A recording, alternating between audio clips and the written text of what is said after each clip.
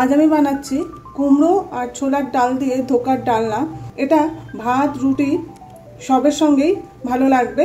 তাহলে দেখে নিন আমি কিভাবে রেসিপিটি বানাই। আমার এই রেসিপিটি যদি আপনাদের ভালো লেগে থাকে তাহলে প্লিজ সাবস্ক্রাইব করে দেবেন, শেয়ার করে দেবেন, লাইক করে দেবেন, বাড়িতে ট্রাই করবেন, কমেন্ট করে জানাবেন কেমন হয়েছে। পাশে থাকা বেল আইকনটি বাজিয়ে দেবেন যাতে আমি যখনই কোনো নতুন রেসিপি আপলোড করি তা আপনাদের কাছে সহজেই পৌঁছে যায়।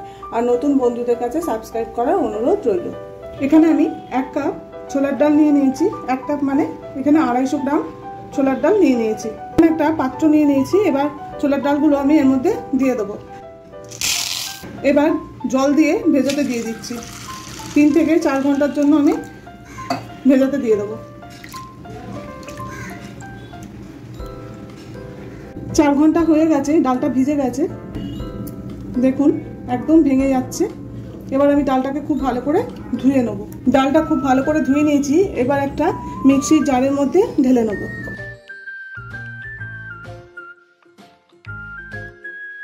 5খানা কাঁচা লঙ্কা দিয়ে দিচ্ছি। 1/2 ইঞ্চি আদাকে কেটে নিয়েছি, দিয়ে দিচ্ছি। 1 চামচ নুন দিয়ে দিলাম। এবারে পেস্ট করে নেব। ডালের পেস্টটা তৈরি হয়ে গেছে। এর মধ্যে আমি কোনো রকম জল দিইনি, শুধু ডালটাকেই পেস্ট করেছি। এখানে আমি 350 গ্রাম কুমড়ো নিয়ে নিয়েছি। এবার কুমড়োটাকে আমি খোসা ছাড়িয়ে নিয়েছি আর কুমড়োটাকে এবারে গ্রেট করে নেব।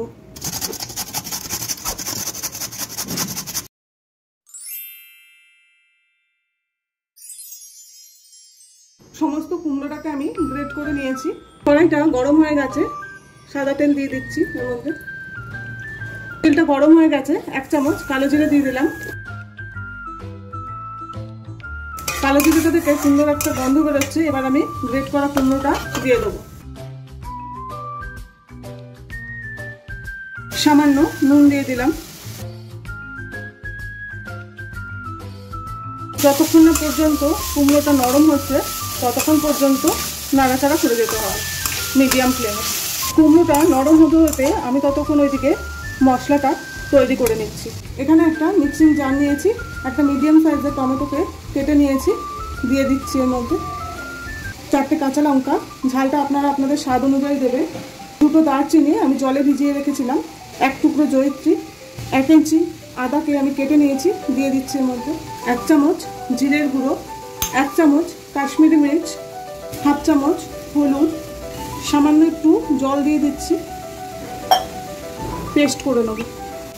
পেস্টটা তৈরি হয়ে গেছে। কুমড়োটা একদম গলে গেছে, দেখুন এইরকম হবে। এবার আমি কুমড়োটাকে সাইডে করে দিচ্ছি। সামান্য সাদা তেল দিয়ে দিচ্ছি সাইডে।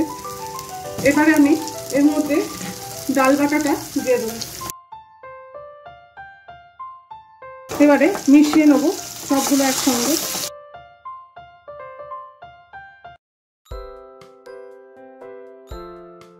যতক্ষণ না পর্যন্ত কড়াই থেকে ছেড়ে আসছে ততক্ষণ পর্যন্ত নাড়াচাড়া করে যেতে হবে। 1.5 চামচ চিনি দিয়ে দেবো।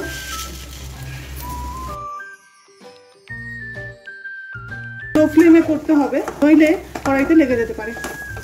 কড়াই থেকে এরকম ছেড়ে ছেড়ে এসছে, দেখুন। এবারে আমি গ্যাসটাকে অফ করে দিচ্ছি, নামিয়ে নেব। নামিয়ে একটা থালার মধ্যে ঢেলে নেব। থালাটার মধ্যে আমি সরষের তেল মাখিয়ে নিয়েছি। এবার থালাটার মধ্যে আমি দিয়ে দিচ্ছি।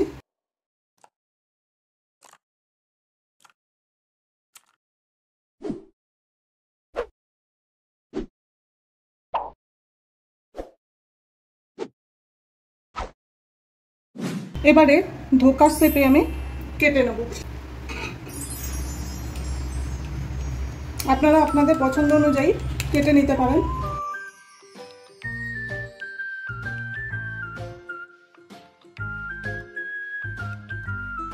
আমি একটু বড় বড় সাইজ করে কেটে নিয়েছি। এবার ঠান্ডা হতে দেবো। ঠান্ডা হয়ে গেছে, দেখুন কত সুন্দর ধোকাটা তৈরি হয়েছে। এবার এগুলো ভেজে নেবো আমি। কড়াই গরম হয়ে গেছে, সাদা তেল দিয়ে দিচ্ছি আমি পরিমাণ মতো। তেলটা গরম হয়ে গেছে, চারিদিকে ছড়িয়ে দিলাম আমি। এবার একটা একটা করে ধোকা আমি ভেজে নেব।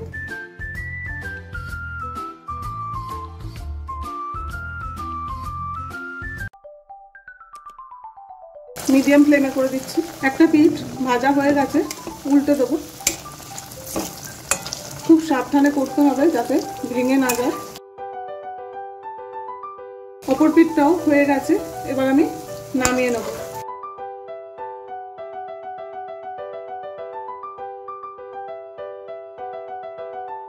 এইভাবে আমি বাকি সবকটা ধোকাই ভেজে নেব।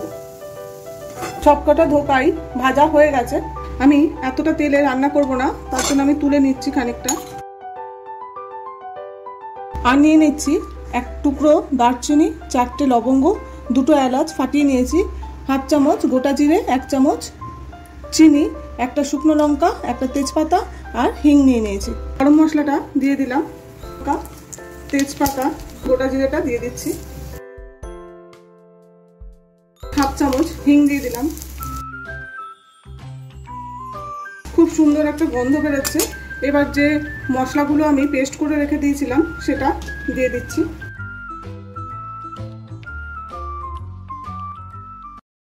ভালো করে কষিয়ে নেবো মশলাটাকে। মিক্সির মধ্যে সামান্য একটু জল দিয়ে দিচ্ছি। এই জলটা আমি মশলাটার মধ্যে দিয়ে দেবো।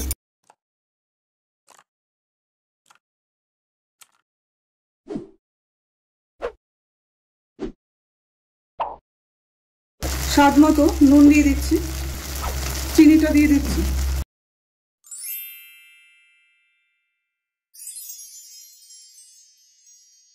খুব ভালো মতো কষানো হয়ে গেছে, সাইড দিয়ে তেল ছাড়তে শুরু করে দিয়েছে।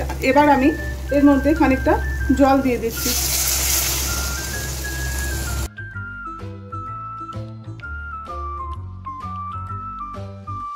ঝোলটা ফুটতে দেবো।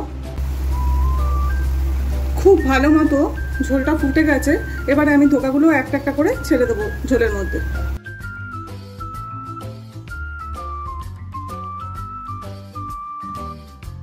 ধোকাগুলোকে দিয়ে আমি আর বেশি ফোটাবো না, 1 থেকে 2 মিনিট ফোটাবো। ধোকাটা তৈরি হয়ে গেছে, আমি আর বেশি গ্রেভি রাখবো না।